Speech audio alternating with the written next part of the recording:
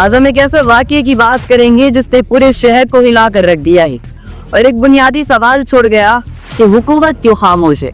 मौलाना फजल रहमान के जमात के साथी और सीनियर रहनुमा मौलाना हाफिज अब्दुल सलाम आरिफ एक संगीन फायरिंग के वाक़ये में शहीद कर दिए गए। ये वाक़या महज एक फर्द की शहादत नहीं, ये उस वक्त का आज से एक ऐसी तस्वीर जो बताती है कि हमारे माशरे की क्या हालत हो चुकी है। ये वाक़या रात के औकात में पेश आया। मकाम वही था जहाँ लोग आम तौर पर रुक कर नमाज पढ़ते, दर्स होता और इज्तिमात होते थे।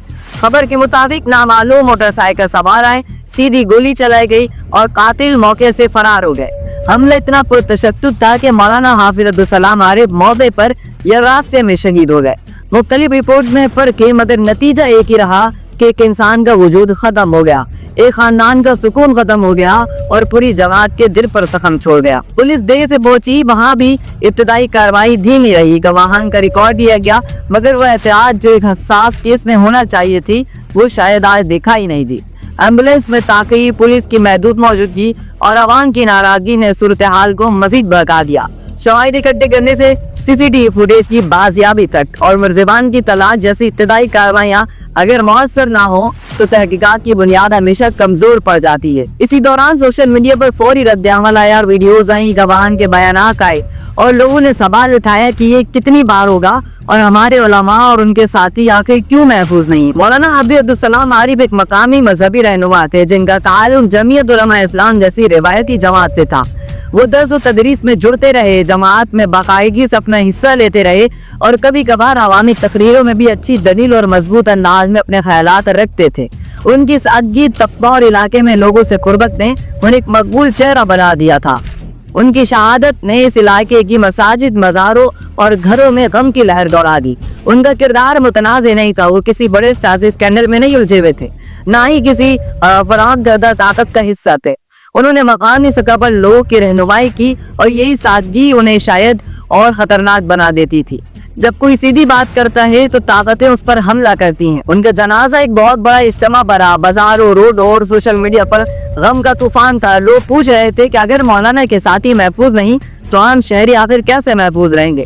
नौजवानों में एक बेसब्री सी नजर आ रही थी, वो महसूस करते थे कि रियासत अपने शहरों की हिफाजत में नाकाम है। एहतजाजी मुजाहरे भी देखने को मिले मगर पुरअमन थे और गम से भरपूर थे। लोगों ने नारे लगाए, इंसाफ दो, कातिल को पकड़ो। सोशल मीडिया पर हैशटैग चल गए और कई लोग कह रहे थे कि ये केस ताकतवर सियासतदान का अगर होता तो हालात मुख्तलिफ होते।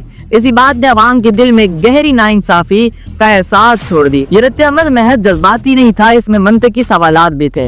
क्यों? क्योंकि हिफाजती इक़दामात आखिर नाकाफी क्यों थे?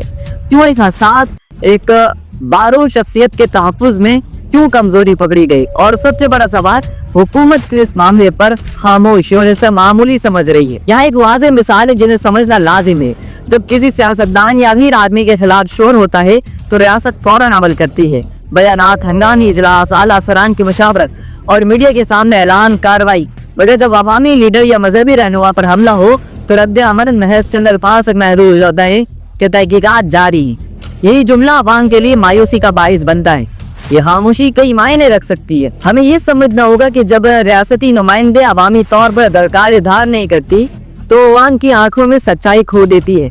अवाम का एतमाद डगमगा सा जाता है और कानून के बजाय अपनी ताकत के जरिए इंसाफ हासिल करने का रुझान बढ़ जाता है, जो खतरनाक सोसाइटी के लिए किसी नेमत से कम नहीं होता। यहाँ हम एक वसी मसले की बात करेंगे। गुज़िश्ता चंद बरसों में मजहबी शख्सियात, उलमा और उनके मुआविनीन पर कई हमले हुए।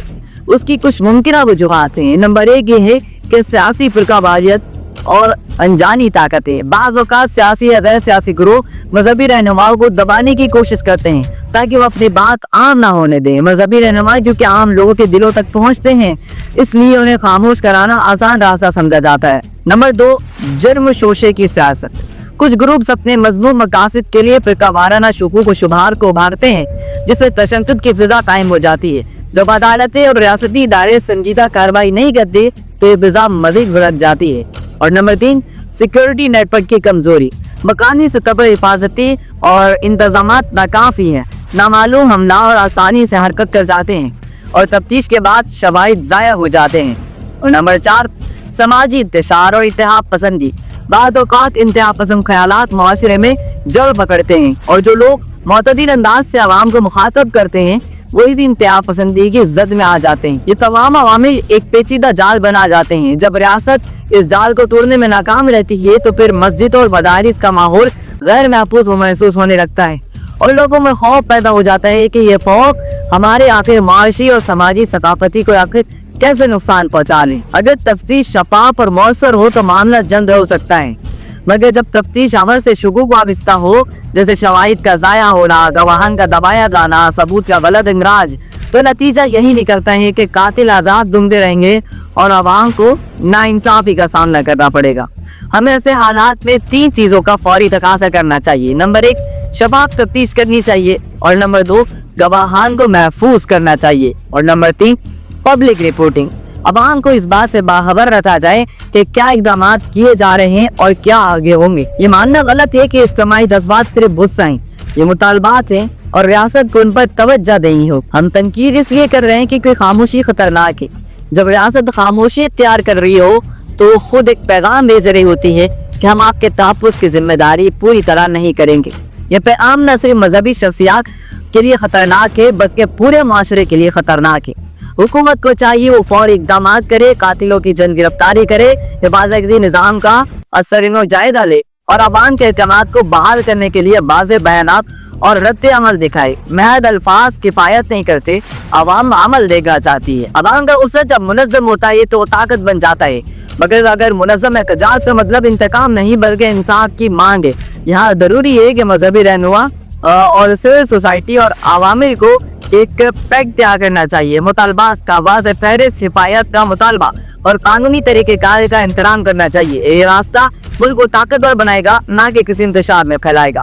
मौलाना के साथी की शहादत एक जहान दर्द है, मगर ये सिर्फ दर्द नहीं, ये एक इम्तिहान है। ये सवाल है कि क्या हम इस इम्तिहान में फितरी तौर पर खामोश रहेंगे या हम वो कदम उठाएंगे जो एक मजबूत रियासत और मुनसिफाना माशरे के लिए लाजमी है। जब तक रियासत अपने फराइज महसूस नहीं करती तब तक अवाम के पास 2 रास्ते रह जाते हैं, या तो वो मायूसी में डूब जाए या फिर मुनज़्ज़म और कानूनी तरीके से आवाज़ उठाएं। हमारा मशवरा वाज़ेह है, कानून का एहतराम करते हुए इंसाफ का मुतालबा करें। ये वो रास्ता है जो मुल्क को इस्तेकाम देगा, अवाम को इस्तेकाम देगा। पाकिस्तान जिंदाबाद, पाक फौज पाइंदाबाद।